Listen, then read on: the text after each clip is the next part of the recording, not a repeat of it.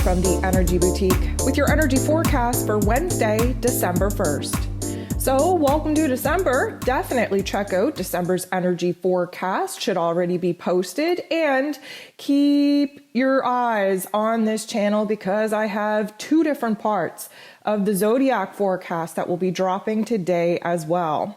So as we talked about yesterday, we are moving into the moon being in Scorpio. And again, I gave you that heads up that it will likely remind us of the depths of the darkness in which we sat in, that deep transformational energy that we just came out of from Scorpio season. It's a little bit of a reminder, highlighting what it is that is fully being released, fully being purged in this eclipse energy, and preparing us to really zap us with a brand new energy that will take over with the new moon solar eclipse in Sag this weekend.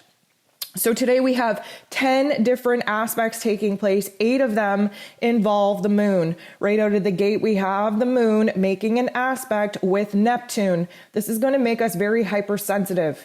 This is going to really put our intuition on check. We are kind of moving within ourselves again to kind of face the ugly parts that again are arising for us to kind of remind ourselves of the work that we've done, remind ourselves of the light at the end of the tunnel, and really just kind of allow these not so nice parts of us to resurface so that we can shift them into a more powerful energy.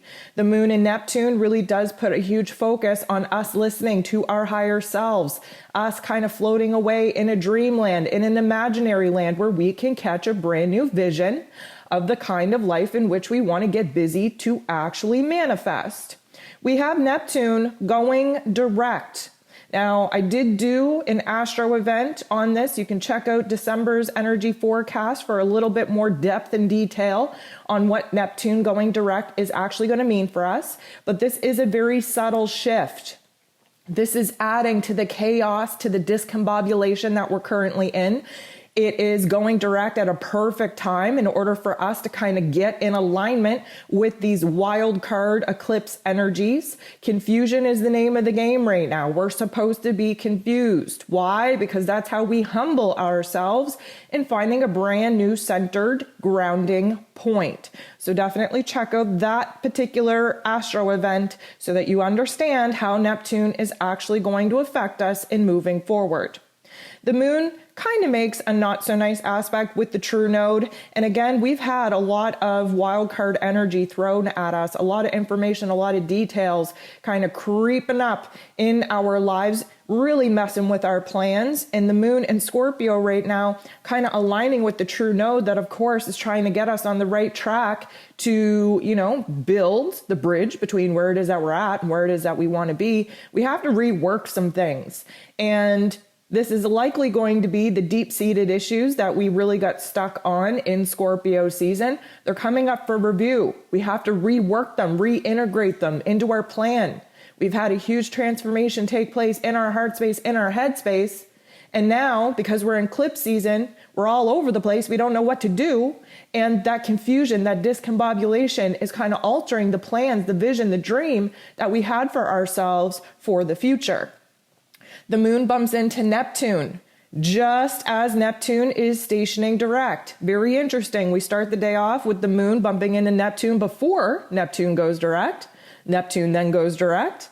And now we bumped into the true node. We have to rework a couple of things. And now the moon is bumping into Neptune once again. This time there's a little bit of tension. There's a little bit of friction. Why? Because we have just gone direct. Okay, this is like essentially, I use the analogy, I'm going to use it again.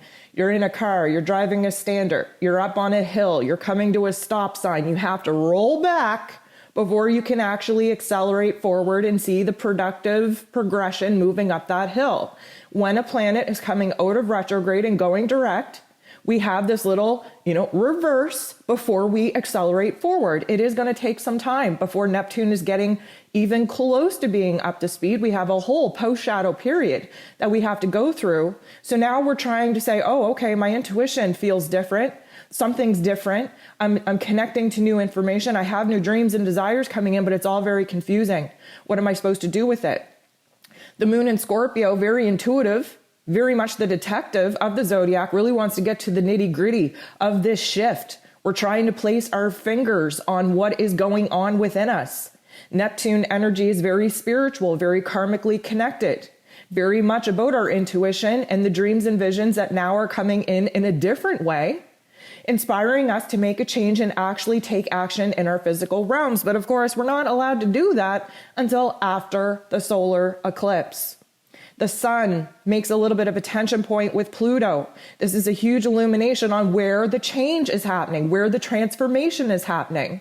Yes, it's happening in our inner worlds. Many of us are paralyzed in physical action in our physical realms right now because the complete transformation hasn't quite solidified within us yet. And of course, all the changes have to take place within us before they're going to take place outside of us. Again, we have this solar eclipse coming up. That is what kind of seals the deal for us. And then things progressively start moving very quickly after this weekend. The moon makes a little bit of a tension point with Chiron. This is still highlighting for us our fears, our doubts, our insecurities. This is still reminding us of the ego death, the identity death that we have been going through. This is illuminating for us all of the aspects in which we have kind of tackled head on, that we haven't ran from, that we, yes, still need to do some work on and really, kind of heal that wound for good. But this is illuminating for us where it is, again, in Scorpio season, we were almost overwhelmed and paralyzed with the death going on. Yes, there is a death going on. You might be feeling it in your physical body. You might be feeling it in your energetic body, in your heart, in your soul. That is what Scorpio season is all about. We are now in Sag season, the ending, completion point, preparing for the great reset of the energy harvesting process that we're in. That comes when we move into Capricorn season.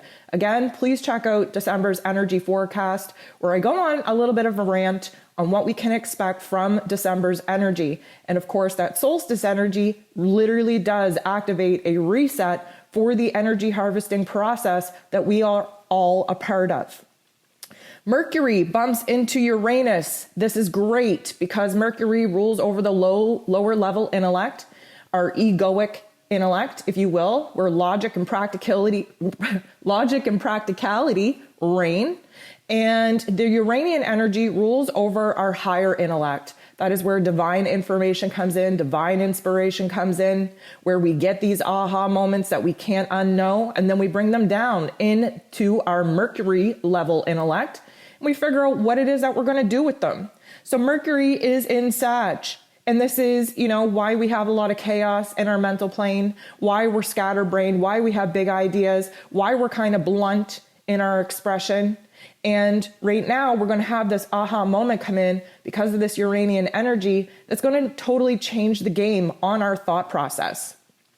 The moon squares Saturn.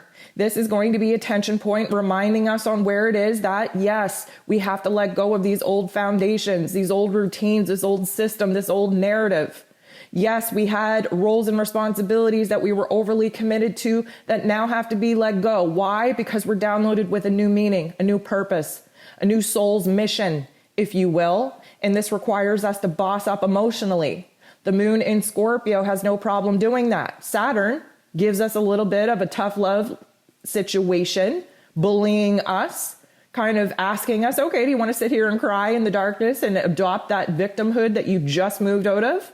Or do you want to boss up and use that, again, as inspiration and motivation to build new foundations, new routines, to step up into a new place of authority, to take on the leadership role and really blaze a brand new path in moving forward? The moon bumps into Venus in the most beautiful way. Venus, as you know, slowing down, preparing to go retrograde in Capricorn. She is definitely sorting through her emotions, becoming very logical and practical, looking at the foundation of what it is that makes her happy, that brings joy into her life, especially where relationships are concerned. We've upped our worth. We upped our value. That has a direct impact on the energy exchange that we have in our personal relationships. The moon in Scorpio is kind of highlighting where it is that we have made a great transformation in our heart space and in our head space, especially taking a good look at these personal relationships that have been triggering a power struggle within us. We end the day off with the moon making a not so nice aspect with the sun. This will likely create a situation in our exterior realms, acting as a trigger or an activation for us to see where we're in the midst of a great transformation. The moon in Scorpio reminds us of the old, reminds us of the attachments, reminds us of the pain and the trauma pattern that our unconscious brain has wired into our physical bodies. The sun in Sag wants to put a bright light on where the change needs to happen, on where we need to be futuristically focused, on where brand new possibilities and abundance are waiting for us as long as we get out of our own way.